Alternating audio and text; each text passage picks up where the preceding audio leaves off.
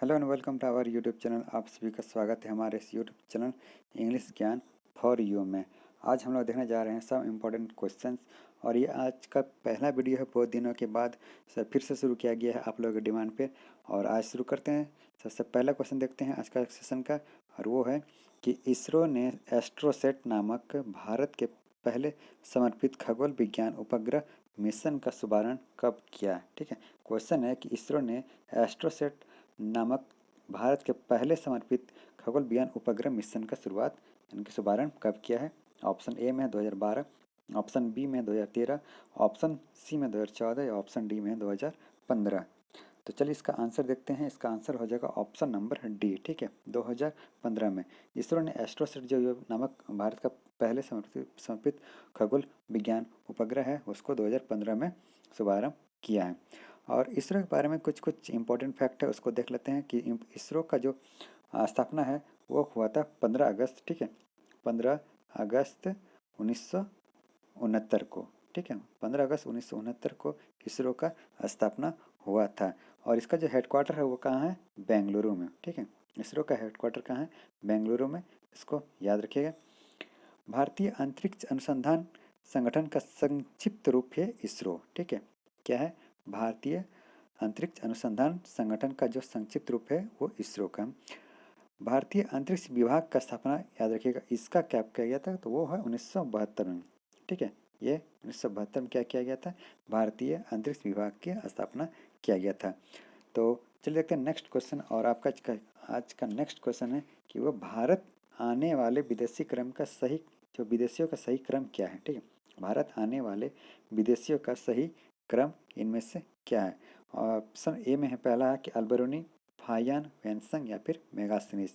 ठीक, तो इसका सही आंसर देखते हैं। सबसे पहले जो वो आया था मेगास्थनीज। ठीक है, सबसे पहले कौन आया था, मेगास्थनीज आया था। उसके बाद आपका आया था फाहियान। ठीक है, दूसरे नंबर पर फाहियान आया था।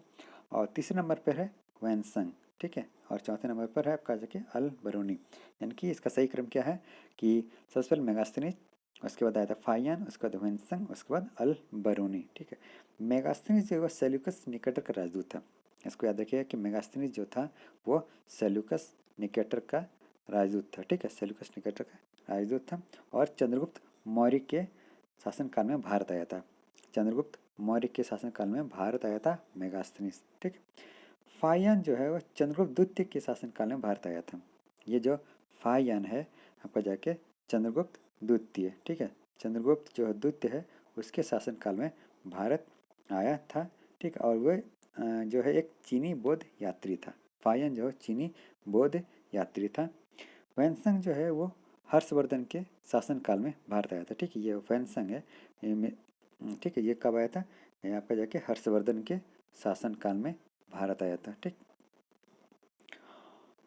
अलबरूनी के बारे में देख लेते हैं कि अलबरूनी जो है वो आपका जाके इंद्र तृतीय। ठीक है, इंद्र तृतीय, इंद्र तृतीय के समय आया था। ठीक है, इंद्र तृतीय के काल में आया था और मोहम्मद गजनी के दरबार में रहता था। अलबरूनी जो है वो मोहम्मद गजनी के दरबार में रहता था, इसको याद रखिएगा।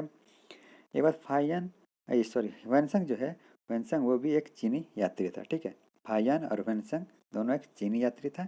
मेगास्थनीज हो गया सेल्यूकस निकेटर का राजदूत था। और अलबरूनी था जो था वो इंद्र तृतीय के काल में आया था और महमूद गजनी के दरबार में रहता था।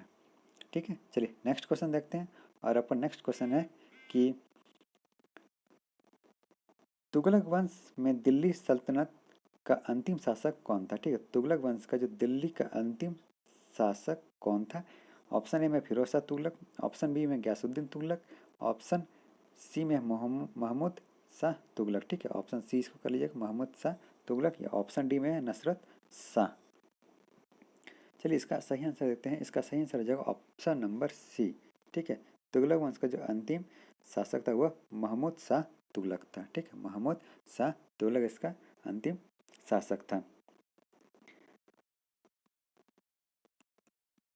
इसके बारे में कुछ कुछ इम्पोर्टेंट है, देख लेते हैं कि 1398 में, ठीक है, 1398 में तैमूर लंग ने तुगलक वंश पर आक्रमण किया था। कब किया था, 1398 इंपॉर्टेंट क्वेश्चन है, ये हमेशा कभी कभी एग्जाम में दिखने को मिल जाता है। 1398 में तैमूरलंग ने आपका जाके तुगलक वंश पर ये क्या किया था, तो वो आपका जाके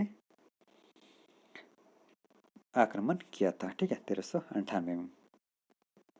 तैमूरलंग के पंजाब क्षेत्र में प्रभारी जो था वो खिजरी ने मोहम्मद तुगलक को हटाकर सैयद वंश की स्थापना किया था, ठीक है। सैयद वंश का स्थापना कौन किया था, तो खिज्र खान किया था, याद रखिएगा। सैयद वंश का स्थापना कौन किया था, वो खिज्र खान।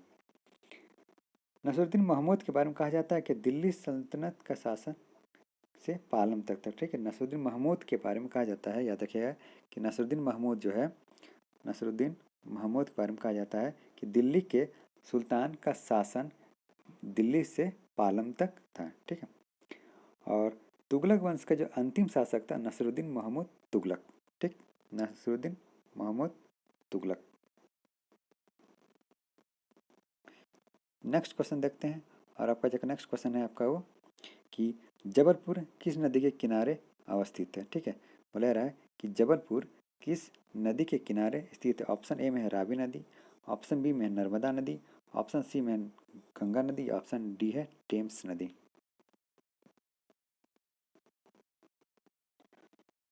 चलिए इसका सही आंसर देखते हैं। इसका जो सही आंसर है ऑप्शन नंबर आपका जाके बी। कौन सा है, नर्मदा नदी का, ठीक है। जबलपुर जो है वो आपका जाकर नर्मदा नदी के किनारे अवस्थित है। रावी नदी के किनारे याद रखिएगा, रावी नदी के किनारे कौन है, वो हड़प्पा, एक था हड़प्पा जो हम लोग का खुदाई हुआ था, वो हड़प्पा रावी नदी के किनारे खुदाई हुआ था, ठीक है। और आपका जाके गंगा नदी किनारे है सबसे बड़ा शहर, वो कानपुर है। याद रखिएगा कि गंगा जो है, गंगा नदी के किनारे सबसे बड़ा शहर कौन सा है, वो कानपुर है, ठीक है, कानपुर। टेम्स नदी जो है ये लंदन, लंदन जो टेम्स नदी के किनारे अवस्थित है। और रावी नदी के किनारे याद रखिएगा कौन सा, लाहौर, ठीक, लाहौर जो है रावी नदी के किनारे स्थित है। नेक्स्ट क्वेश्चन देखते हैं। नेक्स्ट क्वेश्चन है आपका जाके कि भूरेलाल समिति का संबंध किस क्षेत्र से है, ठीक है। भूरेलाल समिति का संबंध जो है वो किस क्षेत्र से। ऑप्शन ए में दूरसंचार, ऑप्शन बी में मोटर वाहन करों में वृद्धि, ऑप्शन सी में हथकरघा उद्योग, ऑप्शन डी में चीनी उद्योग, ठीक है। तो इसका आंसर देखते हैं। इसका आंसर हो जाएगा ऑप्शन नंबर बी। कौन सा, मोटर वाहनों की करों में वृद्धि से संबंधित कौन सा है, भूरेलाल समिति का संबंध। ये दूरसंचार जो है, दूरसंचार ऑप्शन ए में है, ये डी के गुप्ता समिति है। कौन सा, डी के गुप्ता समिति जो है वो दूरसंचार से संबंधित है। हथकरघा उद्योग से, जो हथकरघा उद्योग है वो मीरा सेठ समिति है। कौन सा, मीरा सेठ समिति जो है वो हथकरघा उद्योग से संबंधित है। चीनी उद्योग से, चीनी उद्योग से कौन सा है, वो याद रखिएगा महाजन समिति, ठीक है। कौन सा है, महाजन समिति आपका जाके चीनी उद्योग से संबंधित है।